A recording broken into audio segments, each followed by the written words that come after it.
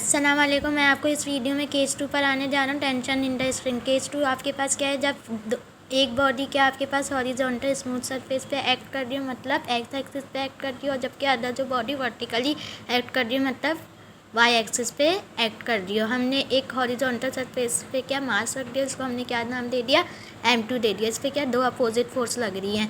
एक downward force कौन सी लगेगी आपके पास, वेट लगेगी W2 इक्वल टू M2 जिसके रिएक्शन पे मैंने बताया था कौन सी फोर्स लगेगी, हमेशा normal reaction of the force, जो कि अर्थ इनडायरेक्टली लगाएगी बॉडी पे अपवर्ड डायरेक्शन पे। ये अभी क्या इक्वल नहीं है, एक दोनों के डायरेक्शन क्या है, अपोजिट है। हमने एक फ्रिक्शन लेस पुली इसके साथ क्या स्ट्रिंग के साथ अटैच कर दी, जिसकी वजह से ये जो अपोजिट डायरेक्शन में फोर्सेस थी इक्वल हो गए, और जिसकी वजह से आप इस पर क्या जो मास है जो हॉरिजॉन्टल लगा हुआ है उसमें आपके पास क्या प्रोड्यूस होगी, टेंशन प्रोड्यूस होगी, क्योंकि हमने क्या स्ट्रिंग प्रोड्यूस वो अपनी तरफ खिंचाव करेगा, खिंचाव पैदा हो गया, जिसकी वजह से नॉर्मल रिएक्शन और वेट क्या बराबर हो गया, आप उधर क्या दोनों बराबर हो गए। जब आप वो खींच रहे हैं तो दोनों पे क्या बराबर फोर्स लगे, जितना वो लगा रहा होगा उतना ही वो लगा रहा होगा, जब तो बराबर है, जब तो वो खींच रहा है, जब हमने स्ट्रिंग के साथ पुली को अटैच करा तो ये आपके पास क्या हो जाएगी, कैंसिल हो जाएगी आपके पास। हमने फिर पुली के साथ हमने एक वर्टिकली बॉडी लगाई, जिसको हमने क्या नाम दे दिया, M1 नाम दे दिया,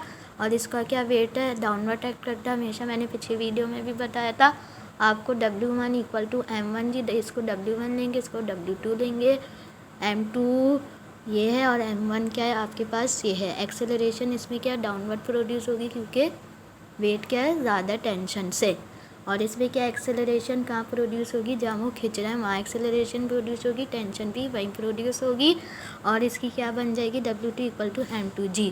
और यही जो मैंने अभी समझाया यही आपके पास एक्सप्लेनेशन में लिखा हुआ है कि ए भी आपके पास बॉडी से जिसका मासेस क्या डिफरेंट है, M1 और M2 है, जो कि स्ट्रिंग के कोने से अटैच्ड है, और विच पासेस ओवर द जो कि फ्रिक्शन लेस पुली से क्या पासेस है, और जो कि हॉरिजॉन्टल सरफेस की तरह एक्ट कर रही है, जबकि एक जो है वो वर्टिकली एक्ट कर रही है, जो कि बॉडी ए वर्टिकली एक्ट कर रही है और बॉडी बी क्या हॉरिजॉन्टल एक्ट कर रही है। और ये क्या स्मूथ सरफेस है, फ्रिक्शन लेस सरफेस है, जहाँ कौन सी बॉडी आपके पास M2 वाली बॉडी है, और ये इक्वल हो जाएंगे तो मैंने बताया कि दोनों क्या कट हो जाएंगे आपके पास, और एक्सेलरेशन इस डायरेक्शन में प्रोड्यूस होगा, टेंशन भी इस डायरेक्शन में प्रोड्यूस होगा।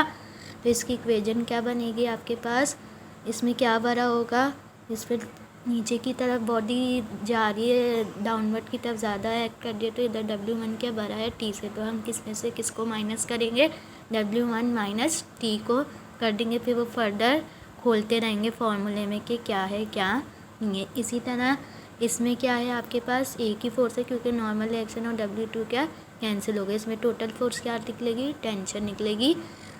तो इसकी इक्वेशन क्या बनेगी आपके पास, नेट फोर्स इधर हम क्या ले रहे हैं F2 लग रही ना, तो F2 क्या हो जाएगा, M2 है, क्योंकि दो मासेस एक्सीलरेशन एक ही ले रहे, वेरिएबल पे डिपेंड करता है ना, जो भी लेंगे हमेशा आपसे लेंगे, आप बुक के हिसाब से चलें, जो भी इसमें वेरिएबल लिए गए हैं। तो इसमें क्या सेकंड उस पर क्या भरा हो जाएगा आपके पास, T भरा हो जाए वो M2A इक्वल टू T, क्योंकि इधर दो तो कैंसिल आउट हो गई। अब कौन सी फोर्स बची, टेंशन ही फोर्स बची इधर, जो कि बॉडी बी पे एक्ट कर रही है, जो कि पुली से अटैच करने के बाद हुई है, स्ट्रिंग के साथ अटैच करने के बाद टेंशन प्रोड्यूस हुई है, और जिसकी वजह से दोनों जो अपोजिट डायरेक्शन में फोर्स लग रही थी वो इक्वल हो गई, जिसकी वजह से वो दोनों क्या कैंसिल हो गई। यही यहीं पे एक्सप्लेनेशन में लिखा हुआ है, आप इसका स्क्रीनशॉट ले लीजिए, या मैंने नोट्स में भी भेजा हुआ है उसमें भी ले लीजिए आप। ये एक्सेलरेशन प्रोड्यूस होगा, और वही जो मैंने बताया बॉडी ए के लिए क्या होगा, W1 बड़ा हो जाएगा T से, वही नेट फोर्स किसके बराबर आ जाएगी, W1 माइनस T के, उसी को तोड़ दिया, नेट फोर्स को हम F1 ले रहे हैं, इसी तरह इसको मज़ीद तोड़ दिया, M1 है क्योंकि बॉडी ए है तो 1 ले रहे हैं, इसको क्या G ले रहे हैं माइनस T, क्योंकि वेट वाला है तो वेट में से T को माइनस करेंगे, नेट फोर्स किसके इक्वल आ जाएगी, T के, क्योंकि नॉर्मल रिएक्शन में तो बार बार कह रहा हूँ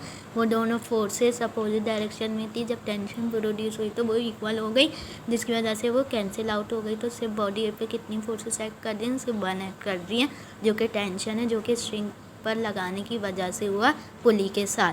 तो F2 आपके पास क्या हो गया, T हो गया, तो इसकी क्या इक्वेशन बन जाएगी, M2A टू T, और ये कौन सी इक्वेशन बन गई आपके पास, 2 बन गई। अब आपके पास दोनों इक्वेशन आ गए। आप इससे क्या आप वैल्यू निकालेंगे, हमें क्या नॉन वेरिएबल से उसमें सब वही केस 1 की तरह सब वेरिएबल नॉन है सिवाय किसके, ए और टी के। तो हम इसमें भी क्या निकालेंगे, एक्सेलरेशन, ए फॉर एक्सेलरेशन और टी फॉर टेंशन।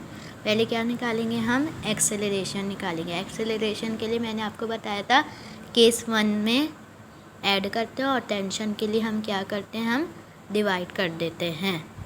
आपको इसमें कुछ पूछना है तो आप पूछ लें या स्क्रीनशॉट लेना है तो इस पेज का आप स्क्रीनशॉट ले सकते हैं। आप आ जाइए, एक्सेलरेशन किस तरह निकालेंगे, एडिंग इक्वेशन 1 एंड 2। जैसे मैंने उस पर बताया कि जब भी एक्सेलरेशन निकालेंगे तो दोनों इक्वेशन को क्या करेंगे, ऐड करेंगे। क्या करेंगे, ऐड करेंगे। और भी मेथड से कर सकते हैं एलिमिनेशन के, लेकिन जो बुक में मेथड है उसी को फॉलो करें।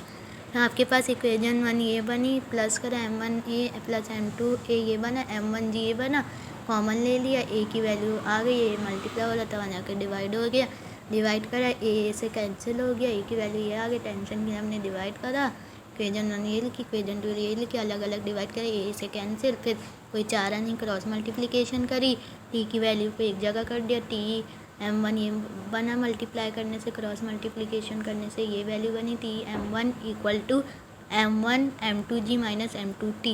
फिर क्या है, t की वैल्यू एक जगह कर दी ताकि हम t कॉमन ले सकें और t की वैल्यू निकाल सकें। तो t आपके पास कॉमन आ गया, m1 प्लस m2, और इधर क्या बचा आपके पास, m1 m2g बचा आपके पास। c निकालना है आपको, m1 m2g यहीं पे रखा, m1 प्लस m2 t के साथ क्या हो रहा है आपके पास, मल्टीप्लाई हो रहा है, जाके डिवाइड हो जाएगा, ये आपके पास एक्सेलरेशन t की वैल्यू आ गई। अब ये न्यूमेरिकल में केस 1 के दोनों फॉर्मूले यूज़ करेंगे जो कि हमने निकाले थे, ए और टी के एक्सेलरेशन और टेंशन के। इसी तरह केस 2 के यूज़ करेंगे एक्सेलरेशन और टेंशन के। वो पता चल जाएगा कि जब दोनों बॉडीज़ वर्टिकली हैंग करेंगे तो वहाँ एक्सेलरेशन टेंशन मालूम करनी होगी, तो फॉर्मूले कौन से लगेंगे, केस 1 के लगेंगे, और केस 2 में एक बॉडी हॉरिजॉन्टल एक्ट करेगी, एक वर्टिकली, तो वहाँ पर ये दोनों फार्मूले लगेंगे।